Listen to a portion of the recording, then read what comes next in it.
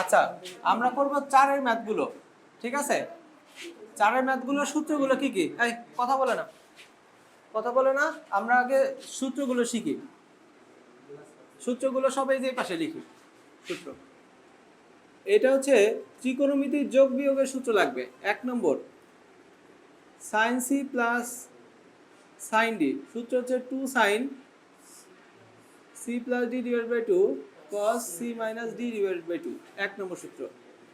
2 নম্বর সূত্র sin c minus sin d, সূত্র কি 2 cos c plus d by 2 sin c minus d by 2।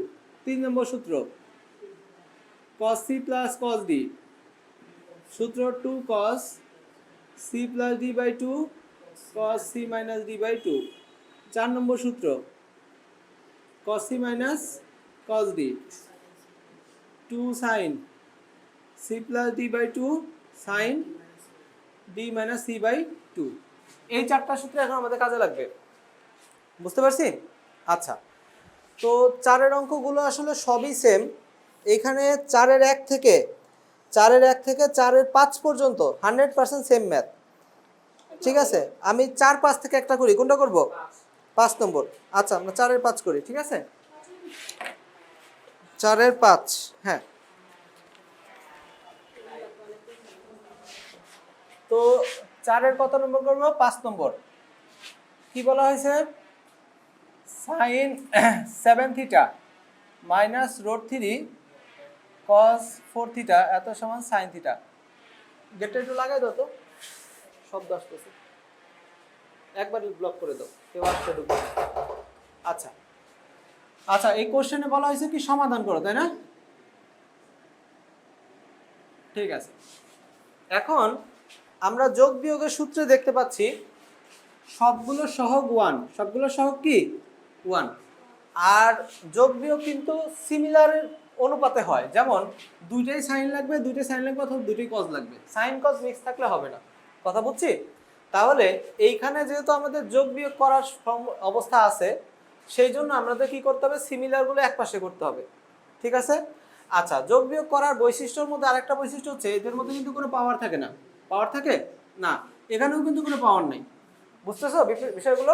আচ্ছা, তাহলে এবার এই যে সিমিলার অনুপাতগুলো একপাশে করি, কি হবে?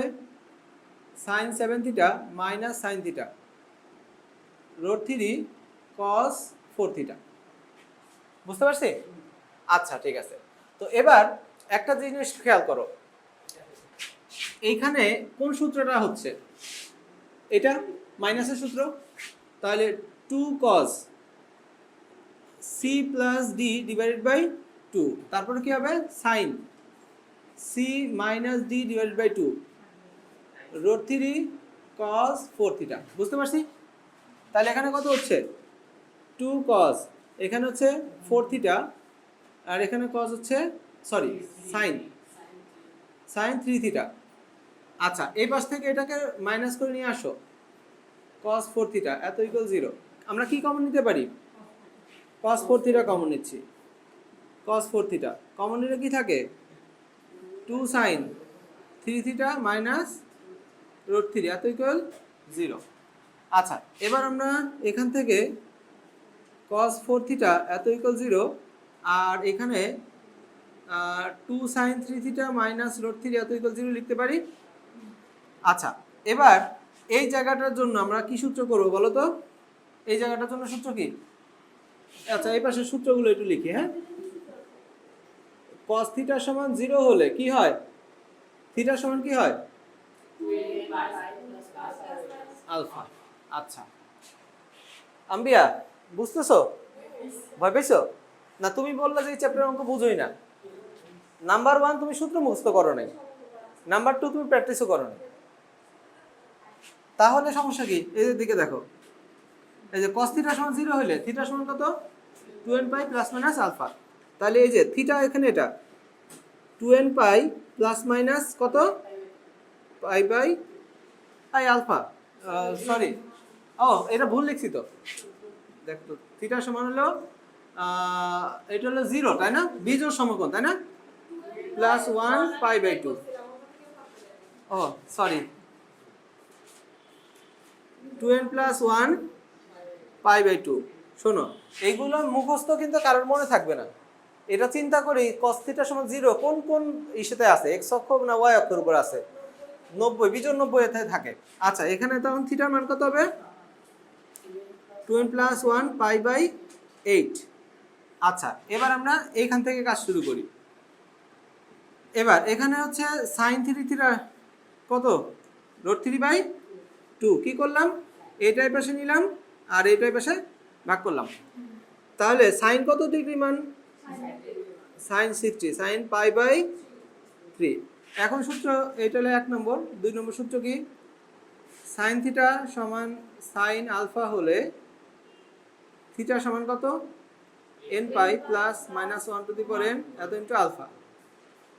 আচ্ছা, তাহলে এখানে থিটা সমান কত? n pi plus minus 1 to the power n এত ইনটু আলফা। আচ্ছা, তাহলে এখানে আমরা কি করব দেখো, থিটা সমান কত? n পাই বাই 3 এত plus minus 1 to the power n pi by 9। তো একবার আমাদের একবার হলে বলে দিতে হবে যে n কোথা থেকে আসছে? z থেকে আসছে। z মানে কি? 1 0 1 2 3 পূর্ণ সংখ্যা, তাই না? আচ্ছা, পুরো অঙ্কের মধ্যে এক জায়গায় এটা লিখলেই হবে। তো অঙ্ক বুঝি নাই, বলতে হবে আবার? আচ্ছা, আমি এই কথাটাই মনে রাখবো যে আমি অঙ্ক বুঝিও না পারিও না, ঠিক আছে? এত কষ্ট করে বুঝাই, না বুঝলে বলবা না কেন?